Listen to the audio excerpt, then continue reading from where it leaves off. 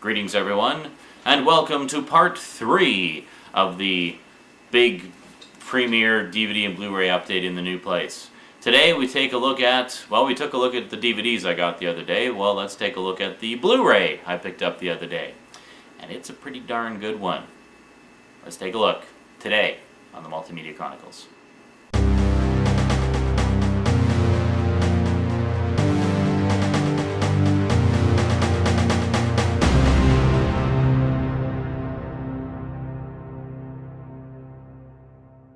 So last but most definitely not least, I thought, hey, cool, I got a couple of really good TV shows to add to the collection here.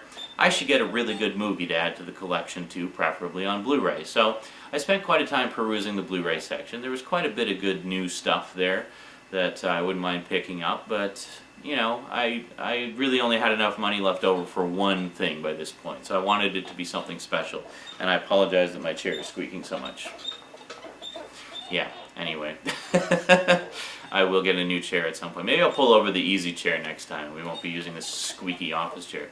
Anyway, yeah, so there's a fairly long list of big, notable, famous movies that everybody in the world has seen that I haven't seen. And I thought, you know, it's probably about time I start making a dent in that list. And there's a couple of particular films by this particular director that I've been wanting to see for a very long time. They are both available on Blu-ray now, but yeah, so I saw this one, and this just looked like a beautiful collector's edition, and I thought, wow, what a great way to get introduced to this classic film that I've never seen.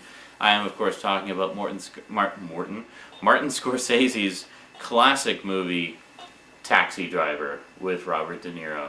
This is a beautiful Blu-ray edition, but yes, I kid you not, I had never seen this until 2 nights ago when I bought it. Yeah, this is a really nice edition. If you take a look at the back there, you got some nice photos. The whole thing is this beautiful matte finish. If you see if you can pick it up a little bit.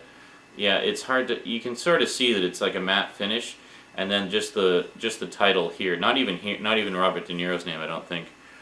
No, that's just matte as well, but this is all shiny here, but the rest is all matte finish. It's very nice. So you open it up, and you have the disc here, and if I actually take that out, you got a nice little picture underneath there, and then you have some more stills. So if we actually go around to the back here, you got a nice little montage of stills from the film. You of course have Peter Boyle and Robert De Niro, and Harvey Keitel, and Robert De Niro again, and Robert De Niro, and Sybil Shepherd, and Robert De Niro, and Molly Ringwald, no, Jodie Foster, yes, Jodie Foster as the 12-year-old hooker with a heart of gold. Yeah, so then inside, and then of course we also have Martin Scorsese in an unforgettable scene from the film, which, you know, is pretty important, I think. So if we slide out here, inside there's actually a little folder, and there's an ad for Sony 3D. Yes, see Taxi Driver in 3D. No, it has not been converted to 3D, thank goodness. So inside we have these beautiful lobby cards. We've got that one is a reproduction of the poster, and I should mention these are done as proper prints as well, not postcards. You notice there's absolutely nothing on the back, so that's pretty classy. And then, again, you got Jodie Foster there, and Robert De Niro in the cab, and after shaving his head, and there he is with Martin Scorsese. I wonder how many people have watched this movie and don't even realize that's Martin Scorsese in that scene. And Sybil Shepherd, very pre-moonlighting Sybil Shepherd.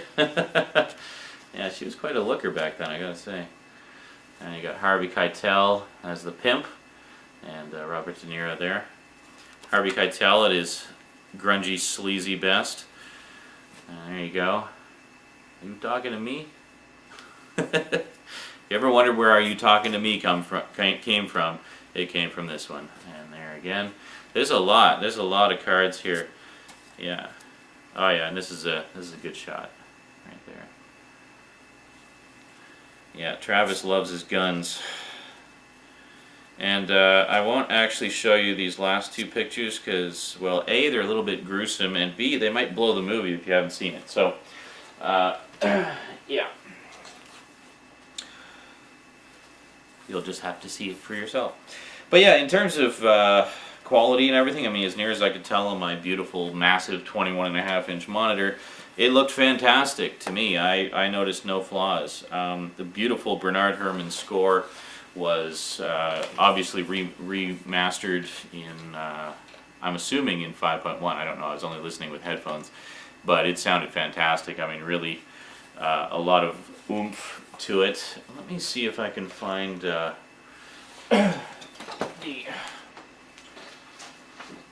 back. Yeah, here it is.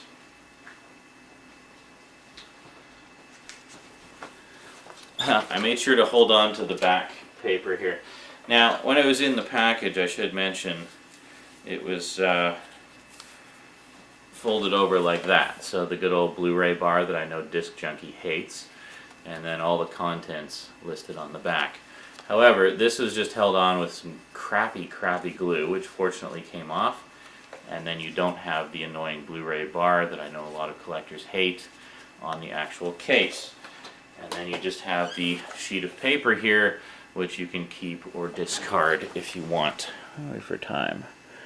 Yeah, we're rambling. Well, this is going to be a long update. I figure why not make the first one in a while a long one, eh? Okay, so what do we got? This thing is loaded to the gills with extras.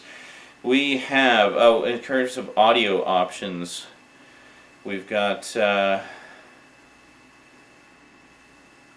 English 5.1 Dolby Digital. Are you serious? Oh no, that's the special features. Sorry. We got English, French, and Portuguese 5.1 DTS HD Master Audio and Spanish 5.1 Dolby Digital. Interesting. So it looks like we don't actually have a mono mix.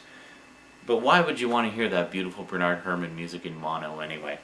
I'm pretty sure it was mono originally. I don't know. As I say, I mean, this is the first time I've seen the movie, so everything else in the movie seemed to be monaural, like the movie sound. It seemed to be just the music had been remixed, but I could be mistaken on that. So yeah, I mean, it sounded great, and it looks fantastic. I mean, even on my little monitor there, I could tell that there was lots of film grain. It's a very gritty looking film. I think it was intentionally made with slightly grainier stock than than normal, just to give it that gritty look.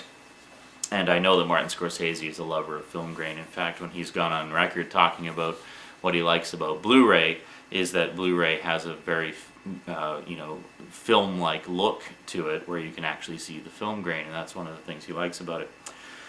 So, in terms of special features, we have an interactive script-to-screen, original 1986 commentary with director Martin Scorsese and writer Paul Schrader, recorded by the Criterion Collection. That is rare, to get like one of the old Criterion commentaries on a non-Criterion release.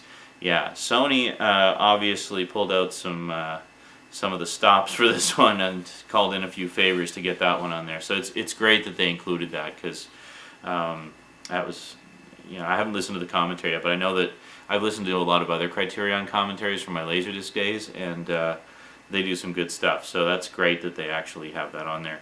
Then they got a new commentary by Paul Schrader and Professor Robert Kolker, an interview with Martin Scorsese, just talking about Taxi Driver, a featurette about producing Taxi Driver, God's Lonely Man, which is actually an extended interview with Paul Schrader about writing the script, Influence and Appreciation, Taxi Driver Stories, an extensive making of documentary, It's like a 70-minute long documentary. Travis's New York, the changes of New York from 1975 to today, pretty cool. Travis's New York locations, we visit the famous locations in New York City 2006 and compare them to the same locations in 1975. Wasn't that kind of the same thing as the other one? I don't know. Anyway, storyboard to film comparisons with Martin Scorsese introduction and animated photo galleries. And then they have Movie IQ plus Sync. I have no idea what that is. And some kind of BD Live features. Who knows? Yeah. So, anyway, Taxi Driver. Taxi Driver. If you're a fan of this movie, you cannot go wrong with this set. You will definitely be pleased. If you've never seen this movie before, For Pete's sake, see it. Don't make the same mistake I did and wait so long. It is just an absolutely fantastic movie. And pretty gutsy content for 1975. I mean, some of the language and subject matter is pretty rough. It's some of it would be kind of disturbing even by today's standards, and not a lot of movies from back then can say that. But Taxi Driver definitely does. I think that's one of the reasons it holds up so well, is because it was such a push the envelope kind of film when it first came out, and that's why it still resonates and remains as a big classic today. All right, I think I've rambled enough in this update. Plenty more updates to come. I got a lot of catching up to do. So next time, well, I mentioned Blu-ray steelbooks and the ones that I didn't get. So how about next time we take a look at some of the ones that I did get? All right, Blu-ray steelbooks next time. Until then, thanks for watching, and sayonara.